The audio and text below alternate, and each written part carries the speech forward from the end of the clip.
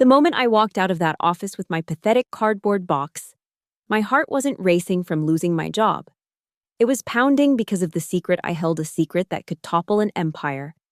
He thought he'd proven his power on his first day as boss, humiliating me in front of everyone with that smug smile plastered across his privileged face. But the CEO's son had just made the biggest mistake of his life, crushing someone who held his father's recorded confession in her pocket. My name is Clara Mitchell, and for 12 years, I was invisible by design. At 34, I'd perfected the art of being competent without being threatening, reliable without being remarkable. That's how you survived at Silverline Dynamics, a sprawling industrial conglomerate that cast its shadow over Westport, Ohio, like a steel and glass monument to corporate ambition. Every morning, I'd arrive at 7:45 sharp, 15 minutes before most, 30 minutes after the truly desperate. My desk on the 14th floor sat in that perfect middle management purgatory, high enough to see the executive suites above, low enough to hear the worker bees buzzing below. I managed supply chain logistics, a department crucial enough to matter but boring enough to avoid political crossfire. Westport wasn't Manhattan or Silicon Valley. It was Rust Belt pragmatism wrapped in a thin veneer of modern prosperity. Our office building stood where a steel mill once employed half the town. Now we pushed papers and contracts instead of molten metal. But the hierarchy remained just as rigid, just as unforgiving. I'd learned to navigate the subtle warfare of office politics like a ghost walking through walls. When Brad from accounting tried to throw me under the bus during the Q3 budget crisis, I had the receipts, literally. When Jennifer from HR gossiped about my divorce, I simply smiled and filed away the knowledge that she was having an affair with the CFO. Information was currency here, but I never spent it. I hoarded it like a dragon guard's gold, knowing that one day I might need every coin. Richard Caldwell ruled this kingdom with an iron fist wrapped in a velvet glove. The CEO had built Silverline from a failing manufacturing plant into a multi-billion-dollar corporation through sheer will. And, as I would later discover, considerably flexible ethics. He was the kind of man who could destroy your career with a disappointed sigh, who measured loyalty in stock options and fear. I remember the night everything changed. It was a Thursday in March, and I'd stayed late to finish the quarterly reports. The executive floor was supposedly empty. But as I passed the boardroom to deliver my files, I heard Richard's voice through the cracked door. He was on speakerphone, talking to someone about the incident at the plant. My sensible heels made no sound on the carpet as I froze. Richard's voice carried that particular tone of exhausted confession that men adopt when they think no one's listening. "The inspectors are taken care of," he said. 20,000 each, offshore accounts. The families won't talk, we've made sure of that. 17 workers injured, and we're calling it operator error. The safety violations stay buried with the old equipment we've already scrapped. I stood there, my fingers trembling around my phone. Without thinking, I activated the voice recorder.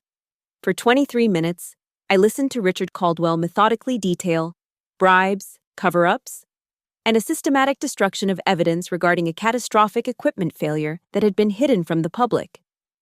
"The books are clean," he continued. "Monica worked her magic with the numbers. The FDA filing shows different serial numbers. Even if someone suspected, they'd never find the trail."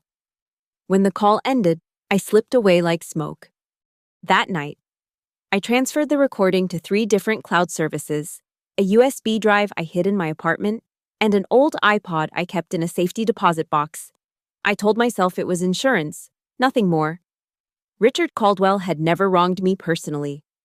I had no vendetta, no righteous cause. I was just careful, methodical, invisible. For 6 months, I carried on as if nothing had changed. I attended meetings, submitted reports, exchanged pleasantries by the coffee machine. Richard would sometimes nod at me in the elevator, not a greeting, just an acknowledgement that I existed in his peripheral vision. He had no idea that his peripheral vision had captured something that could destroy him. The morning everything went to hell started like any other. October rain pelted the windows, and the office hummed with typical Tuesday energy. Then the email came, all hands meeting, 10 a.m., main conference room, mandatory attendance. The subject line was innocent enough, but the tension in the air was palpable. Richard Caldwell hadn't called an all-hands meeting in 2 years. As we filed into the conference room, whispers rippled through the crowd like wind through wheat. I took my usual spot, middle row, left side, unremarkable. That's when I saw him for the first time. Standing next to Richard was a younger version of the CEO, minus 30 years and plus an expression of barely concealed contempt. Same sharp jaw, same cold blue eyes. But where Richard had learned to mask his arrogance with corporate polish, his son wore his like a crown. "I want to introduce my son, Ethan Caldwell," Richard announced, his voice filling the room with practiced authority. "As of today, he'll be joining us as Executive Vice President of Operations." The nepotism was so blatant it almost felt honest. Ethan stepped forward, his Tom Ford suit probably worth more than my monthly salary, and surveyed us like a general reviewing troops he'd already decided were inadequate. "Change is coming to Silverline," he said, his voice carrying his father's authority but none of his earned gravitas. "It's time to separate the wheat from the chaff." I should have known then. I should have seen the hunger in his eyes, not for success, but for proof. Proof that he belonged. Proof that he was his father's son. But I was invisible, remember. And invisible people never think the axe is coming for them. How wrong I was. Ethan Caldwell's first day as executive vice president began with what he called efficiency evaluations. We all knew what that meant, public executions to establish dominance. He scheduled 15-minute meetings with every department head, but mine was different. Mine was scheduled for the main conference room at 2 p.m., with all logistics team members required to attend. I spent my lunch hour watching him prowl the floors like a predator marking territory. He commanded 2 senior managers to switch offices because he didn't like the feng shui. He ordered the decades-old coffee machines replaced with some Swedish brand no one had heard of. Every action screamed the same message: the old guard was dead. Long live the prince. At 1:55 p.m., I entered the conference room with my team of 8. Ethan was already there, standing at the head of the table with 3 external consultants, vultures in Armani he'd brought in to assess operational efficiency. He didn't acknowledge our arrival, just continued scrolling through his phone until exactly 2 p.m. "Mitchell," he said, not looking up. "Clara Mitchell." "Yes, Mr. Caldwell." He finally raised his eyes, and I saw something that chilled me: recognition, but not of me as a person, recognition of a target he'd already selected. 12 years with the company, he read from his tablet. Logistics manager. Steady performance reviews, no innovations, no initiatives, no value add beyond basic competence. The room was silent. My team shifted uncomfortably in their seats. "I'm sorry," I managed, keeping my voice steady. "Don't be sorry," he said, his lips curling into that practiced smile. "Be better." "Oh, wait." He made a show of checking his watch. "Too late for that." He slid a folder across the table. I didn't need to open it to know what it was. "Your position is being eliminated, effective immediately. Your team will report to Davidson from operations starting tomorrow. Security will escort you to clear your desk." The words hung in the air like a toxic cloud.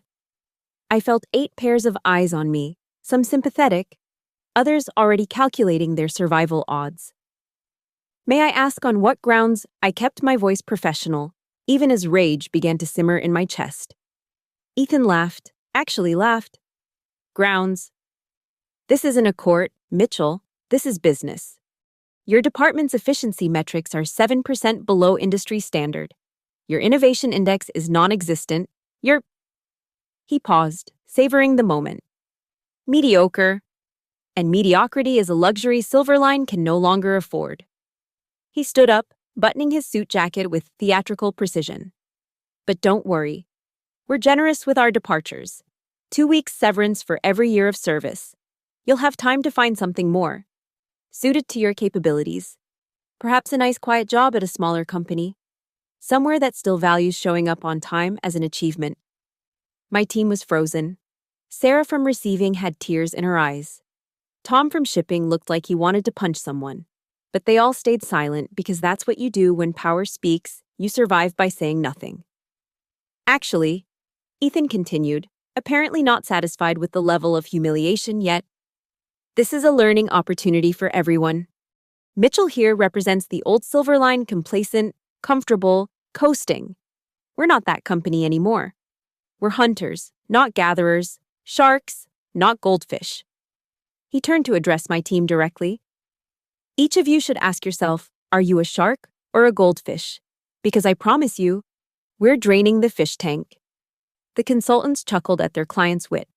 My team stared at their hands. Clear?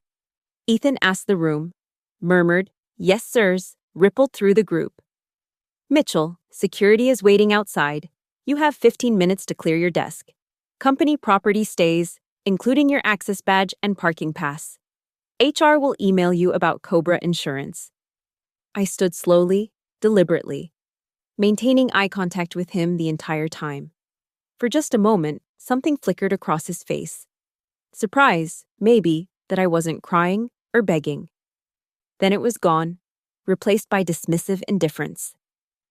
15 minutes, he repeated, already turning his attention to his phone. The walk to my desk felt both endless and instant. Security Ken, who I'd shared coffee with every morning for 5 years, couldn't meet my eyes as he handed me a cardboard box. I'm sorry, Clara, he whispered. Not your fault. Ken. I packed methodically. A photo of my sister's kids. My coffee mug, the one that said, World's Okayest Manager, that my team had given me as a joke. The small cactus that had somehow survived 12 years of fluorescent lights. I left the awards, the certificates of appreciation, the corporate propaganda. Those belonged to someone I no longer was. As I placed my access badge on the desk, my phone buzzed. A text from an unknown number. Boardroom, 5 minutes, come alone. R.C. Richard Caldwell. I looked at Ken. I need to use the restroom. He nodded, understanding that even the condemned deserved dignity. The executive boardroom was empty except for Richard, standing by the window, watching the rain. I heard what happened, he said without turning around. Your son made quite an impression. Ethan is eager to prove himself. He finally faced me, and I saw something unexpected regret. You were good at your job, Clara, quiet, reliable, the kind of employee who makes companies run, but not the kind who makes headlines. No, he agreed, not that kind. We stood in silence for a moment. He's wrong, you know, Richard said finally. About the metrics, the efficiency ratings, I checked. Your department has been consistently profitable, but Ethan had already decided. You were to be his first statement. Why are you telling me this? Richard walked to the door, pausing with his hand on the handle. Professional courtesy, and a warning. Ethan doesn't just want to prove himself, he wants to surpass me. Be grateful you're getting out now. Clara, this is just the beginning. He left me standing there, alone in the boardroom where 6 months ago I'd heard him confess to crimes that could destroy everything he'd built. The irony wasn't lost on me. He pitied me for being cast out of a kingdom built on buried bodies and bribed officials. I returned to my desk to find my box already sealed with tape. Ken walked me to the elevator, then to the lobby, then to the door. It was still raining. I had no umbrella. It was in my desk drawer, now property of Silverline Dynamics. As I stood in the doorway, holding my pathetic box, I watched Ethan through the lobby's glass walls. He was holding court near the security desk, his audience of young executives hanging on every word. He glanced toward the door, saw me, and raised his coffee cup in a mock toast. That's when the rage crystallized into something harder, colder, purpose. I smiled back at him, a real smile, the kind that reaches your eyes. He'd probably interpret it as defeat, acceptance, maybe even gratitude for the severance package. He had no idea what he'd just done. He'd humiliated someone who'd been content to stay invisible. He'd fired someone who'd been satisfied with mediocrity. He'd made an enemy of someone who'd had no reason to be one. And worst of all, he'd freed someone who no longer had anything to lose. Walking through that October rain, my cardboard box dissolving in my arms, I made my decision. The recording wasn't insurance anymore. It was a weapon. And Ethan Caldwell had just given me every reason to use it. That night, I sat in my apartment with a glass of wine and my laptop, playing the recording for the first time in 6 months. Richard's voice filled my living room, each word a bullet that could pierce the corporate armor of Silverline Dynamics. The families won't talk, we've made sure of that. 17 workers injured, and we're calling it operator error. 17 workers. I'd pulled the incident reports after that night, using my logistics access to peek into files I shouldn't have seen. The Westport plant explosion, March 15th. Official cause operator error. Official injuries minor. All treated and released. The lie was so bold it was almost impressive. Monica worked her magic with the numbers. The FDA filing shows different serial numbers. Monica Zhao, Chief Financial Officer. I'd always wondered how she afforded that house in Oakwood on a CFO salary. Now I knew she wasn't just cooking books, she was running a Michelin star restaurant of financial fraud. I played it again, then again. Each listen revealed new details I'd missed in my panic that night. References to Senator Briggs, to Safety Inspector Rodriguez, to a journalist named Patterson who'd been handled. This wasn't just a confession. It was a roadmap of corruption that reached from Westport to Washington. But knowing and proving were different beasts. The recording alone might not be enough. Richard could claim it was taken out of context, edited, fabricated. I needed more. I spent the next 3 days in my apartment, emerging only for coffee and groceries. My laptop became command central. I created encrypted folders, anonymous email accounts, secure cloud storage that even the NSA would struggle to crack. Paranoid maybe. But paranoia is just another word for appropriate caution when you're about to take on $1 billion corporation. The moral weight of it sat heavy on my chest. Using this recording would destroy more than just Ethan and Richard. Innocent employees would lose their jobs when the stock tanked. Pension funds would evaporate. The families of those 17 workers would relive their trauma in the public eye. But then I'd remember Ethan's smirk. Mediocre. The word had burrowed under my skin like a splinter, festering with each passing hour. On Thursday, I made my decision. I sat on my bedroom floor with printed transcripts of the recording, highlighted and annotated like a doctoral thesis. The evidence was damning, but I needed to be strategic. This wasn't about blind revenge, it was about precision. I made 3 lists. First, what Richard had actually confessed to bribery, falsifying federal documents, conspiracy to cover up workplace injuries, and potential manslaughter if any of those workers had died from complications later. Second, who was implicated? Richard himself, Monica Zhao, several board members, and at least 3 government officials. Third, what I needed to make this stick: corroborating evidence, a platform for release, and most importantly, timing. The truth was, I wrestled with this decision more than I cared to admit. Late at night, staring at my ceiling, I'd think about those 17 workers. They had families, medical bills, probably settlements with ironclad NDAs that Richard's lawyers had crafted. If I released this, would I be helping them or just using their pain for my own revenge? I pulled up news archives from March. The explosion had made local news for exactly 2 days before disappearing. Minor industrial accident, the headlines read. All safety protocols followed. One worker was quoted, Jose Martinez, 34, father of 3. We're just grateful it wasn't worse. Silverline takes good care of us. I wondered how much they'd paid Jose to say that. My phone rang, jolting me from my research. It was Sarah from my old team, former team. Clara, I'm sorry to bother you, but I thought you should know. Ethan fired 3 more people today. All from departments that have been here over 10 years. He's calling it strategic restructuring. Who? I asked, though I wasn't sure why it mattered.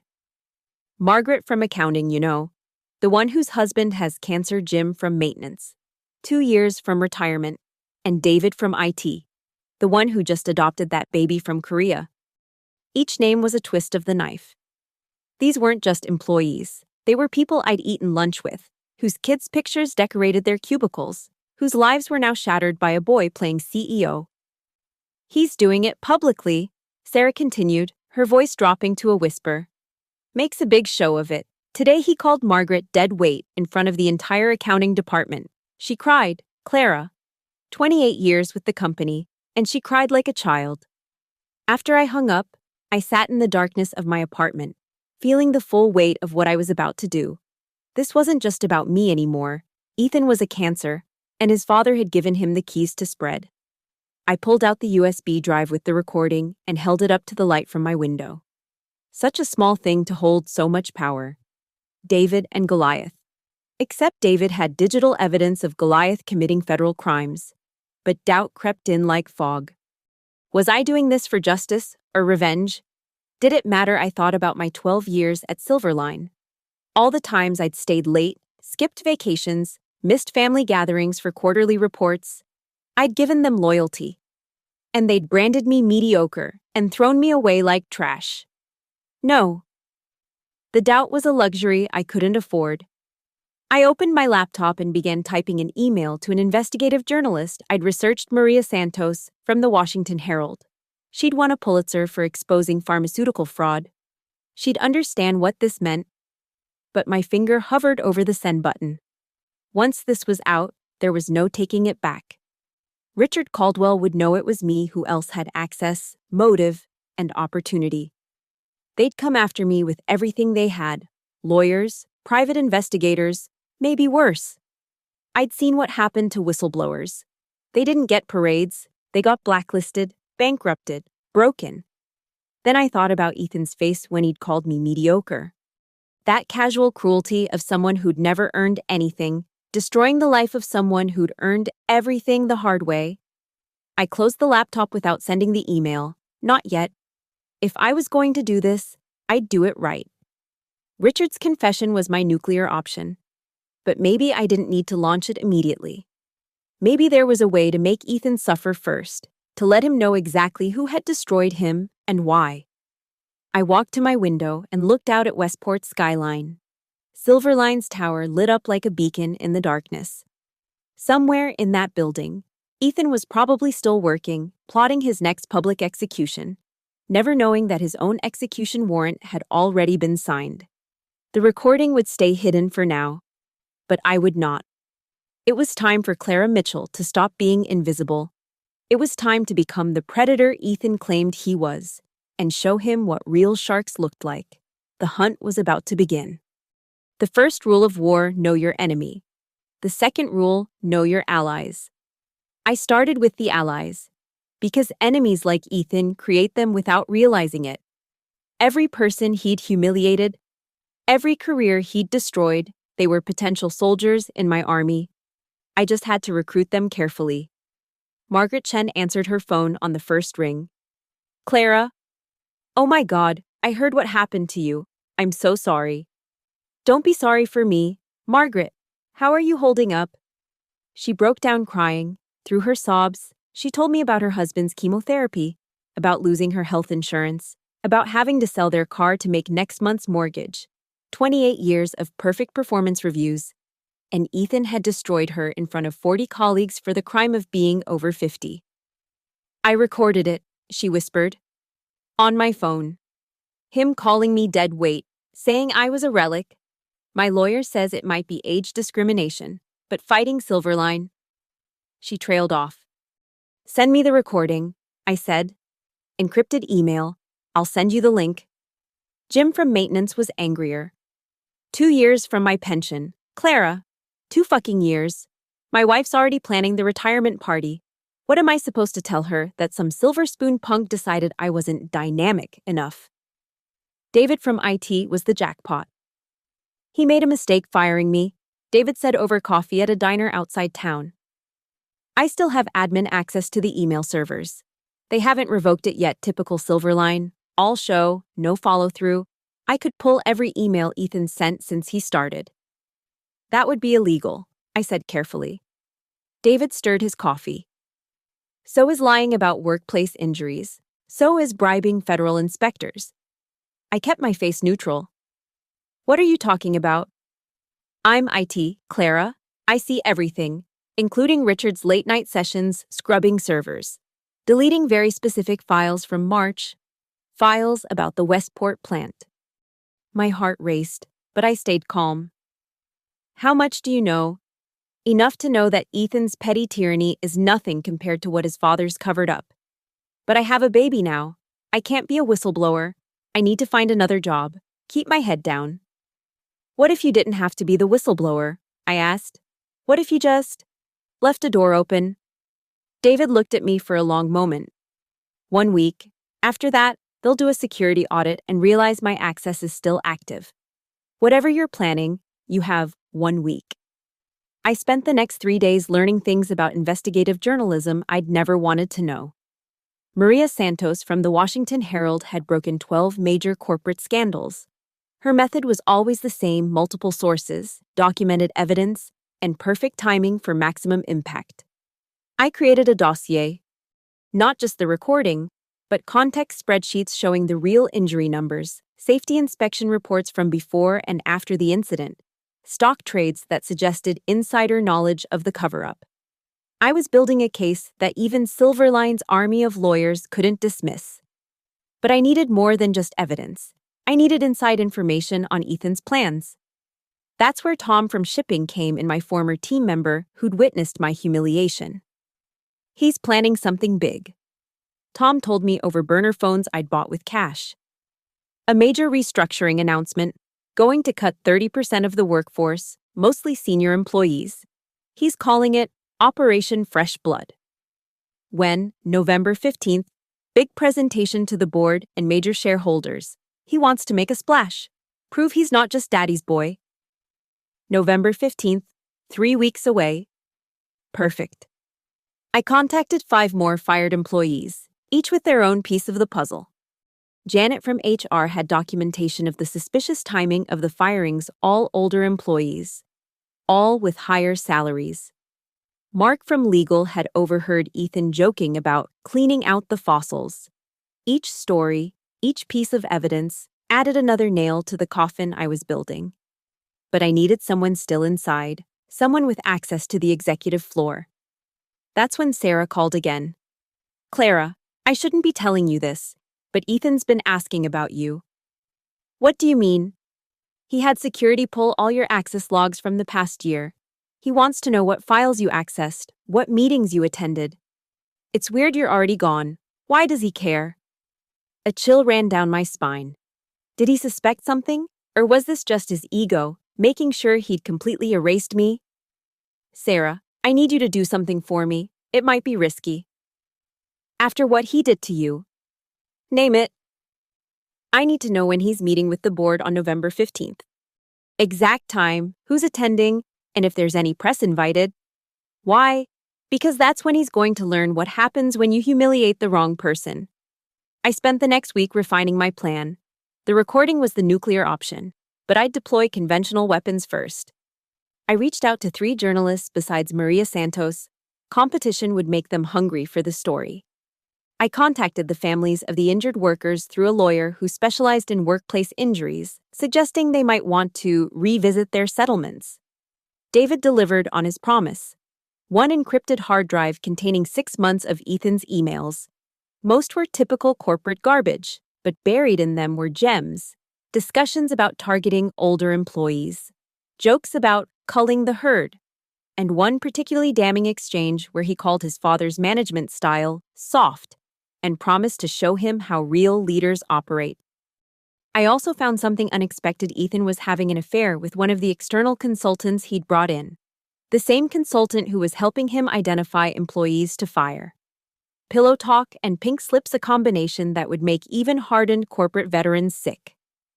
The final piece came from an unexpected source. Richard's secretary, Patricia, called me. I'm retiring next month, she said. After 35 years. But before I go, I thought you should know Richard's been having chest pains. His doctor wants him to step down, reduce stress. He's planning to announce Ethan as his successor at the November 15th meeting. Why are you telling me this? Because Richard is a bastard, but he's a competent bastard. Ethan is just a bastard. And because I was in the office that night in March when Richard made that call, I know what you heard. The pieces were falling into place. I had my weapons, my allies, my timeline. Now I needed to decide how to deploy them. I sat in my apartment, surrounded by evidence, feeling like a general planning an invasion. The smart play would be to release everything at once, recording, emails, discrimination evidence, and let the chaos consume them. But I didn't want chaos. I wanted precision. I wanted Ethan to know exactly who had destroyed him and why. I made my decision. The recording would wait. First, I'd let Ethan have his moment of triumph on November 15th. Let him stand before the board, announcing his succession, his grand restructuring, his vision for Silverline's future. Then, when he was at his peak, when he felt invincible, I'd begin the demolition. Phase 1. The workplace discrimination story would break the morning of November 16th. Phase 2. The affair would leak a week later, just as they were dealing with the first scandal. Phase 3. When they thought they'd weathered the storm, when Richard stepped in to save his son, that's when the recording would surface. It wasn't just about revenge anymore. It was about justice for Margaret, for Jim, for David, for those 17 workers, and yes, for me. The mediocre woman who'd been invisible for so long that everyone forgot she could see everything. I opened my laptop and began typing the first email to Maria Santos. I have a story about Silverline dynamics that will make your pharmaceutical scandal look like a parking violation. Interested? Her response came within an hour. Very. When can we meet? The weapon was loaded, the target was acquired. All that remained was to pull the trigger, and my finger was perfectly steady. The chess match began with a whisper campaign. I fed information to the right people at the right times, never showing my hand, always 3 moves ahead. Sarah became my eyes inside Silverline, texting me updates from burner phones.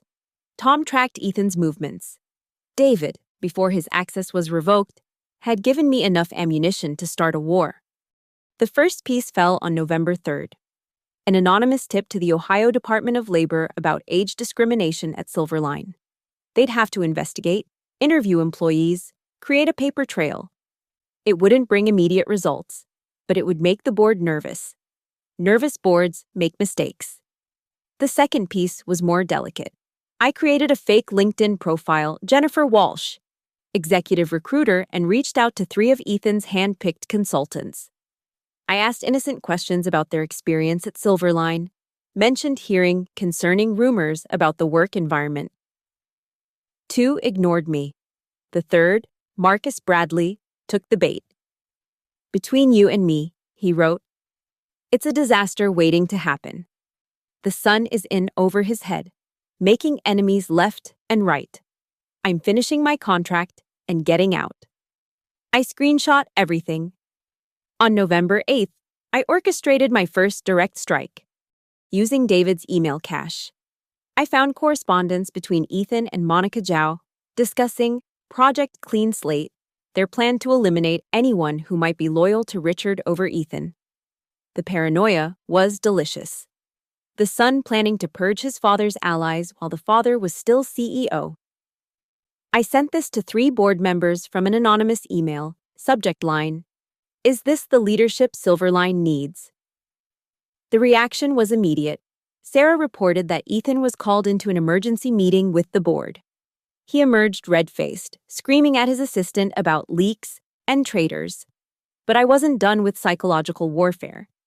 I had Margaret's lawyer send a formal discrimination complaint to Silverline's HR department, copying the entire board, then Jim's lawyer, then letters from 6 other terminated employees. Each one landed on the same day, November 10th. The legal department went into crisis mode. Sarah texted me that night. Ethan's losing it. Accused 2 VPs of sabotage. Richard had to intervene. Perfect. A rattled enemy makes poor decisions. On November 12th, I played a riskier card. I called Richard's direct line from a blocked number at 11 p.m., knowing he'd be alone in his office. Hello? Richard? Silence. Then, Clara. You knew it would be me. I suspected. The timing was too convenient. The attacks too precise. He sighed. What do you want?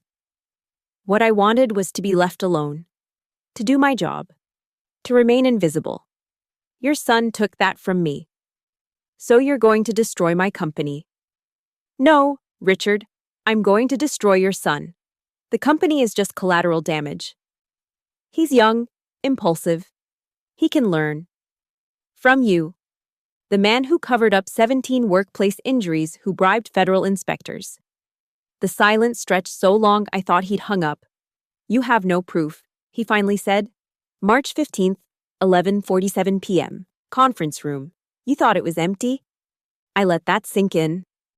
20,000 each, offshore accounts, Monica's magic with the numbers, Senator Briggs. Should I continue? What do you want? His voice was different now, older, defeated. I want you to watch. Your son is going to announce his succession on November 15th. Let him have his moment. Then, watch what happens. Clara, please. We can make a deal. Money, a new position. References. I hung up. The next morning, Richard tried to convince Ethan to postpone the announcement. Sarah heard the shouting match from 2 floors down. He's trying to undermine me, Ethan screamed. First the board questions me, now you, I'm ready. Dad, stop treating me like a child. Richard backed down. The announcement would proceed as planned, November 14th, the day before Ethan's triumph. I met Maria Santos in person. We sat in a park in Columbus, 2 hours from Westport, feeding ducks while discussing the destruction of an empire. This recording, she said, listening through earbuds for the 3rd time. It's authentic, every word. And you're willing to go on record. When the time is right, first, I want you to run the discrimination story. Then, a week later, I'll give you something about executive impropriety. The recording comes last. Why the delay? Because I want him to think he can survive the first 2. I want him to fight, to deny, to dig himself deeper. When the recording drops, I want everyone to know exactly who Ethan Caldwell really is, not just his father's son, but a man who destroyed lives for sport. Maria studied me. This is personal. Everything's personal when they make it personal. That night, I couldn't sleep. Tomorrow, Ethan would stand before the board, the shareholders, and select press, announcing his ascension. He'd talk about his vision, his leadership, his future. He had no idea that future would last exactly 1 day. I pulled up the email I'd drafted to Maria, the one with all the discrimination evidence attached. My finger hovered over the send button, scheduled for 6 a.m. November 16th.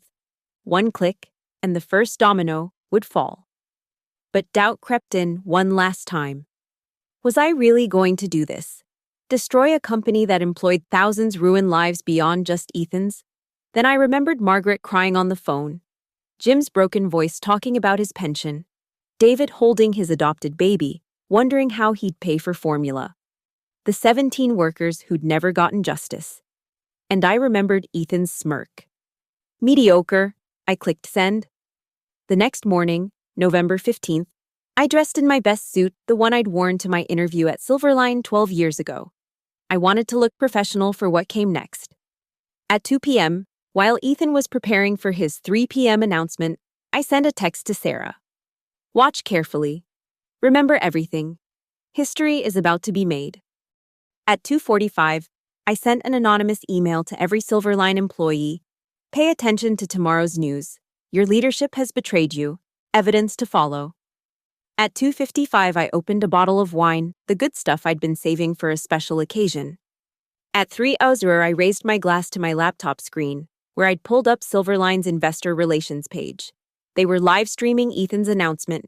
There he was, confident and commanding, standing at the podium with the Silverline logo behind him. His Tom Ford suit was immaculate. His smile was perfect.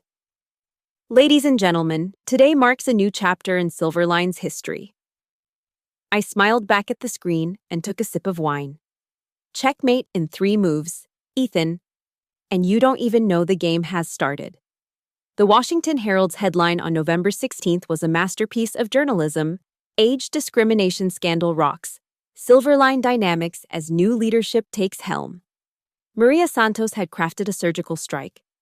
The article featured Margaret's recording, testimony from 14 terminated employees, and a damning statistical analysis showing that 87% of recent firings were employees over 50. The quote that went viral was Ethan's own words, "Time to clean out the fossils." By 9 a.m., Silverline's stock had dropped 12%. I watched the chaos unfold from my apartment, Sarah providing play-by-play updates. Emergency board meeting at 7 a.m. Ethan came out white as a ghost. Richard's damage control team is in full swing. Legal is preparing statements. It's pandemonium. The beautiful part was that Ethan couldn't deny it. Margaret's recording was crystal clear. Instead, Silverline released a pathetic statement about reviewing their termination procedures and valuing employees of all ages. Corporate speak for, "We got caught." But I wasn't done. Like a conductor orchestrating a symphony of destruction, I coordinated the second wave. Former employees began posting on social media, sharing their stories. The hashtag Zachiso Silverline Ageism started trending. Jim's story about losing his pension 2 years before retirement went viral, 50,000 retweets in 6 hours. By noon, 3 major clients had called requesting meetings about their contracts. The board was in full panic mode. Sarah texted, "Ethan just blamed HR for the firings. Threw the entire department under the bus in front of everyone." Perfect. A leader who sacrifices his troops loses their loyalty. My network inside Silverline grew with every person Ethan betrayed. On November 18th, protesters appeared outside Silverline headquarters. I hadn't organized it, but I'd made sure the right activist groups had the right information at the right time. Watching the news coverage of senior citizens holding signs saying, "Experience isn't obsolete," while Ethan tried to sneak in through the parking garage was poetry. The board forced him to make a public apology. I watched him read from prepared remarks, his jaw clenched, his eyes dead. Silverline values all employees and regrets any miscommunication about our restructuring efforts. Miscommunication, as if calling people dead weight was a grammar error. November 22nd, I released the second wave through a different journalist, this time at the Financial Times. The affair with the consultant, complete with emails showing how termination lists were adjusted based on their pillow talk. The headline, "Conflict of Interest, Silverline Executive's Relationship with Consultant Raises Ethics Questions." This was more than scandal, it was potential fraud. Shareholders could sue. The SEC would investigate. Ethan tried denial, but I'd kept the best evidence in reserve. An email where he explicitly wrote, "Fire Thompson from accounting, but keep Richardson. Michelle prefers working with him." Michelle was the consultant. Thompson was 61. Richardson was 30 and, according to office gossip, Michelle's type. The board couldn't ignore this. Richard himself had to announce that Ethan was taking a temporary leave of absence pending investigation. Sarah called that night, whispering, "Clara, he knows it's you. I heard him screaming your name in his office. He's hired private investigators." "Let him," I said. "What's he going to find? That I'm unemployed, that I'm bitter? Being bitter isn't illegal." But Ethan wasn't stupid, just arrogant. He started his own investigation, calling my former colleagues, trying to find proof I was behind the leaks. He even had someone follow me for 3 days. I led them on the most boring surveillance mission ever: grocery shopping, library visits, coffee shops. Let them waste their money. Meanwhile, I was preparing the final blow. December 1st, Richard tried to take back control, announcing that Ethan's leave was now permanent and that he would remain CEO. The stock recovered slightly. Employees breathed easier. The king had returned to save the kingdom from the prince. That's when I sent Maria Santos the recording. December 3rd, 7 a.m., Eastern Standard Time. The Washington Herald didn't just publish a story, they published a multimedia investigation. The recording, accompanied by documents, testimony from injured workers who'd finally agreed to break their NDAs, and a timeline showing exactly how the cover-up worked. The headline, CEO Richard Caldwell caught on tape, admitting to cover-up of industrial accident, bribery of federal officials. The recording was devastating in its clarity, 20,000 each, offshore accounts. 17 workers injured. The inspectors are taken care of. By 8 a.m., the FBI had announced an investigation. By 9 a.m., 3 board members had resigned. By 10 a.m., Silverline's stock had crashed 35%. Richard didn't even try to deny it. How could he? His voice, his words, his confession. The final twist came from an unexpected source. Monica Zhao, the CFO who'd worked her magic with the numbers, flipped immediately. She walked into the FBI office with boxes of documents, ready to testify against Richard in exchange for immunity. Ethan called me that night. I'd been expecting it. "You destroyed everything," he said. His voice was different. No arrogance, no sneer, just hollow defeat. "No, Ethan, you destroyed everything. I just documented it. My father built this company from nothing. Your father built this company on the bones of 17 injured workers. You built your career on the humiliation of good people. Neither of you deserve what you had. You think you've won. You're still nobody. Still mediocre. You'll never be anything more than the bitter woman who..." I hung up. He could rage into the void. I was done listening. The next morning, December 4th, the board announced that Richard Caldwell had resigned. Effective immediately. Ethan's name wasn't even mentioned. He'd become a footnote in his own scandal. The company would be restructured under new leadership. The injured workers would receive proper compensation. The Department of Justice would pursue criminal charges. I sat in my apartment, watching the news coverage, feeling empty, not satisfied, not victorious, just empty. The rage that had fueled me for weeks was gone, leaving behind a strange calm. My phone buzzed, a text from an unknown number. "This is Richard, you won. I hope it was worth it." I thought about responding, then deleted the message. There was nothing left to say. That evening, I got a call from Maria Santos. "My source at the FBI says they want to talk to you.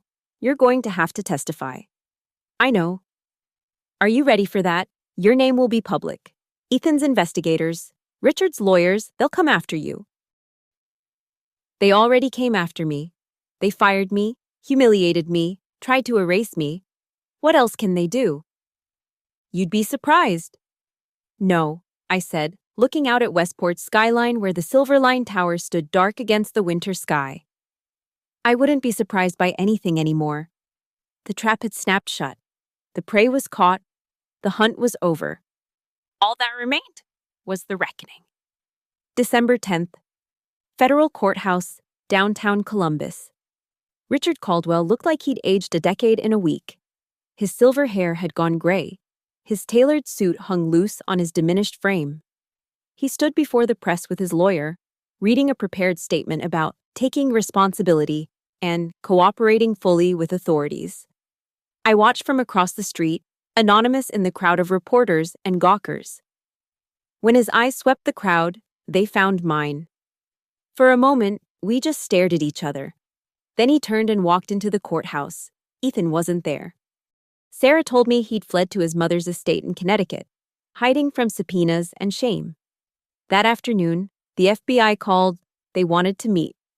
The interview room was exactly like the movie's: bare walls, metal table, uncomfortable chairs. Agent Diana Foster was nothing like the movie's: warm, professional, almost motherly. "Ms. Mitchell, we need to understand how you came to possess this recording." I told her everything. The late night, the cracked door, the phone recording, legal, apparently. Since Ohio was a one-party consent state and I'd been in the room. "Why didn't you come forward immediately? Would you have? I was nobody. Richard Caldwell was everything in Westport. I needed insurance, not a target on my back." She nodded. "And you only acted after being terminated. After being publicly humiliated by his son. Yes, I'm not pretending to be noble here. Agent Foster. This was revenge. It just happened to also be justice." The investigation revealed more than even I'd known. The 17 injured workers.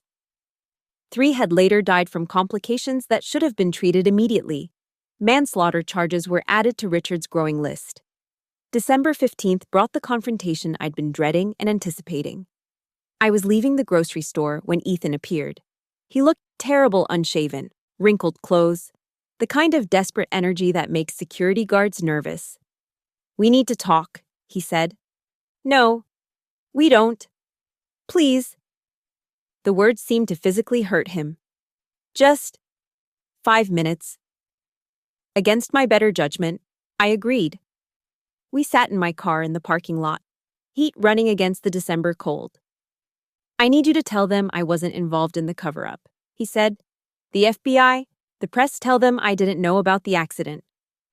"Why would I do that?" "Because it's true. I was at Harvard when it happened. I didn't know about any of it until your recording came out." I studied him. The arrogance was gone, replaced by something I hadn't expected: genuine fear. "You didn't know about the cover-up," I agreed.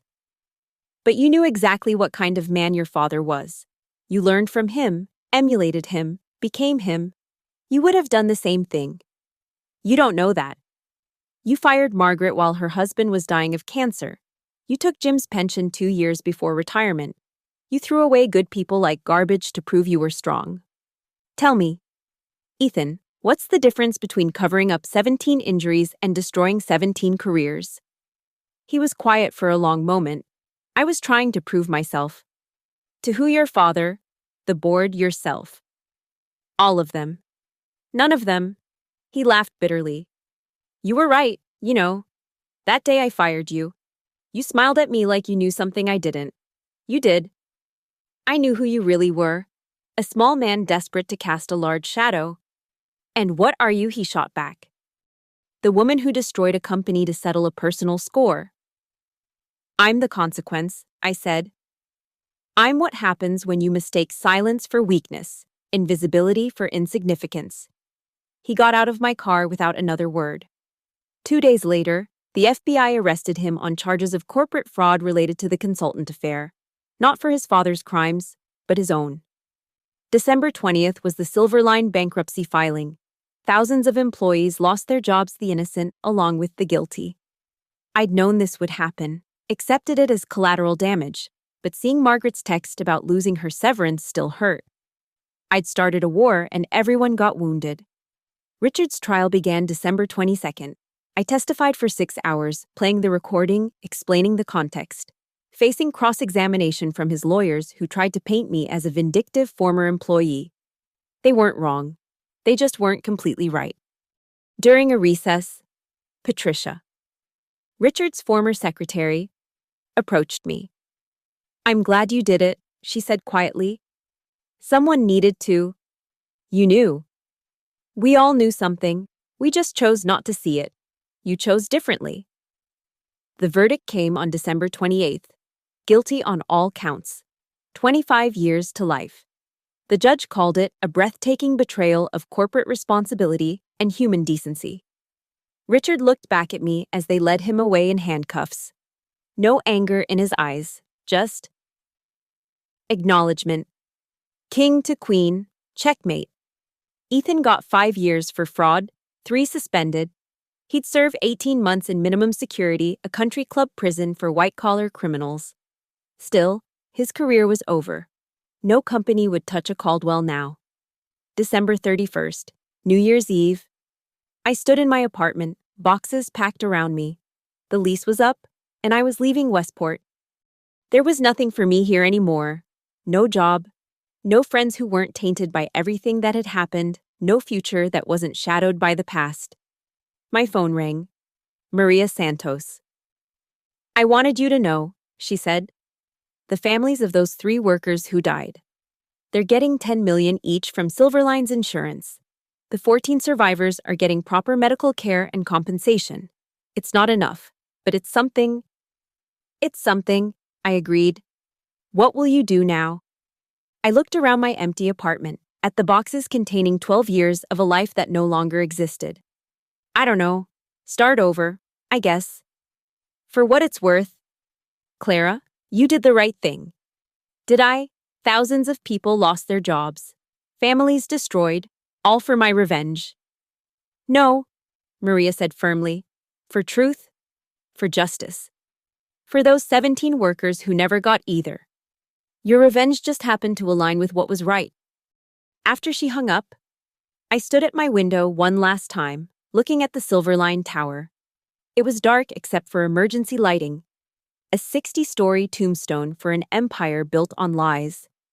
I thought about Ethan's question, "What are you?" I wasn't a hero. I wasn't even particularly brave. I was just someone who'd been pushed too far, who'd held a secret too dangerous, who'd chosen to burn it all down rather than just walk away. The clock struck midnight. Fireworks exploded over Westport, celebrating new beginnings. Tomorrow, I'd drive away from this city and never come back. But tonight, in this moment between endings and beginnings, I allowed myself one small smile. Ethan had called me mediocre. Maybe he was right. But mediocre people, when pushed to the edge, can do extraordinary things, even if those things destroy everything. January 2nd, Interstate 70 heading west out of Ohio. The Silver Line Tower disappeared in my rearview mirror as Westport became just another dot on the map. My car was loaded with everything I owned not much after 12 years of corporate life. Just enough to start over. I drove in silence. No radio, no music. Just the hum of the highway and my thoughts. 3 hours into the drive. My phone buzzed, a text from a number I didn't recognize. Ms. Mao or Mitchell, this is Thomas Chen from Net Global Solutions in Seattle. We've been following the Silver Line situation. Your courage in coming forward is exactly the kind of integrity we value. We have a senior logistics position available. Interested. I pulled over at the next rest stop and laughed. Actually laughed for the first time in months.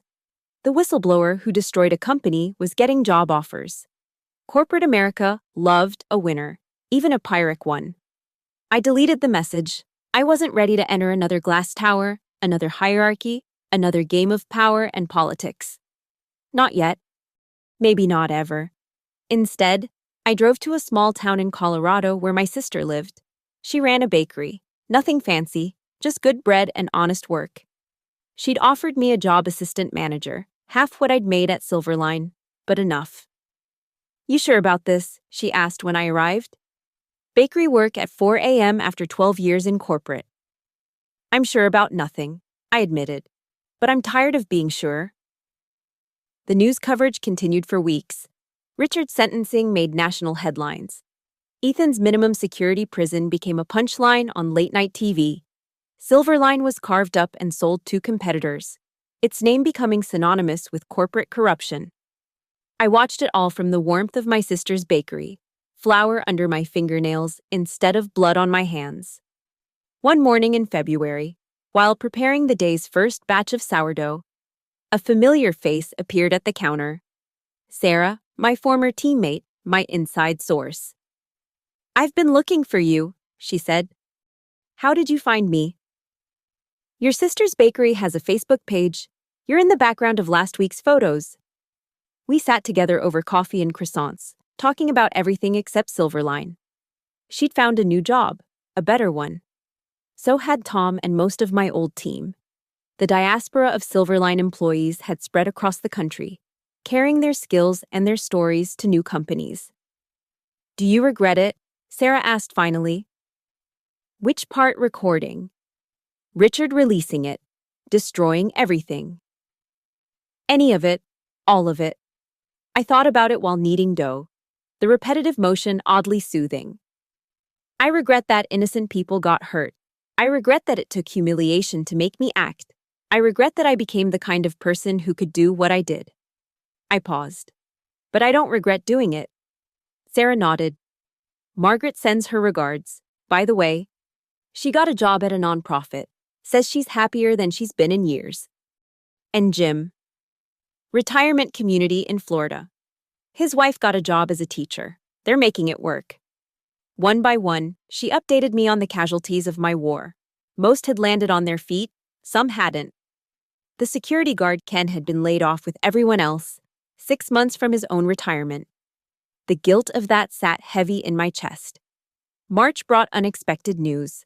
The FBI had uncovered a whole network of cover-ups, bribes, and corporate malfeasance spreading beyond Silverline to 3 other companies. My recording had been the thread that, when pulled, unraveled an entire tapestry of corruption. "You're a hero," my sister said, reading the news on her phone. "No," I said, shaping dinner rolls with practiced precision. "Heroes act from nobility. I acted from rage." "Maybe," she said. "But sometimes rage and righteousness look the same from the outside." April 15th, tax day. Also the day Ethan Caldwell reported to federal prison. The photo of him in handcuffs made the front page of the Financial Times. He looked smaller somehow. Diminished. The prince reduced to prisoner. I felt nothing. No satisfaction, no guilt, no triumph, just nothing. The fire that had burned so hot for so long had finally gone out, leaving only ash. That night, I found a letter slipped under my apartment door. No postmark, hand-delivered, Richard's handwriting. "Clara, by the time you read this, I'll be 3 months into my sentence. I won't waste your time with excuses or apologies. We both know what I did and why. But I want you to know something. In 30 years of business, no one ever held me accountable. Not the board, not the regulators, not my conscience. I existed in a bubble of power where consequences were for other people. You pierced that bubble. You did what an entire system designed to prevent my crimes failed to do. You stopped me. I hate you for it. But I also respect you for it." Ethan never learned that lesson that power without accountability is just tyranny waiting to fall. He learned my ambition, but not my caution. My methods, but not my limits. You taught him those limits. Brutally, effectively, finally. We both got what we deserved. Richard. I burned the letter over my kitchen sink, watching his words turn to smoke and disappear. The last communication between us dissolving into nothing. May brought spring, and with it, a strange peace. I worked in the bakery, learned to make artisan bread, served customers who had no idea who I was or what I'd done. I was invisible again, but this time by choice. One evening, as I was closing shop, a young woman came in, college-aged, nervous energy, clutching a notebook. "Are you Clara Mitchell?" she asked. I considered lying, then nodded. "I'm a journalism student. I'm writing my thesis on the Silverline whistleblower case. Could I ask you a few questions?" "Why?" "Because you changed everything. Corporate accountability, whistleblower protections, SEC investigations, everything is different because of what you did." "What I did was revenge," I said simply. "Anything else was just a side effect." "Maybe," she said. "But sometimes the why matters less than the what. You stood up to power. You won." Did I? I looked around the empty bakery, flour in my hair, minimum wage in my pocket. I lost my career, my home, my life as I knew it. "But you're free," she said. "And they're not." After she left, I stood alone in the bakery, thinking about freedom. Ethan was in prison, Richard was in prison, Silverline was dead. And I was here, making bread, living quietly, invisibly. The war was over. There were no winners, only survivors. I locked the bakery door and walked home through the Colorado evening, mountains rising in the distance like promises of permanence in a world where even empires could fall. My phone had no messages. My email was empty except for spam. No one was hunting me anymore. No one was following me. I was nobody again. But this time, nobody was enough. The last time I'd smiled at Ethan Caldwell, it had been a promise of destruction. Now, walking through the peaceful streets of a town that didn't know my name, I smiled again. Not from vengeance or victory, but from something simpler. I was still here. They had called me mediocre, invisible, forgettable. They were probably right. But I was the mediocre, invisible, forgettable woman who brought down an empire with nothing but a cell phone recording and the rage of the dismissed. Never underestimate the overlooked. We see everything. We remember everything. And sometimes, when pushed too far, we destroy everything. I don't need forgiveness. I don't need redemption.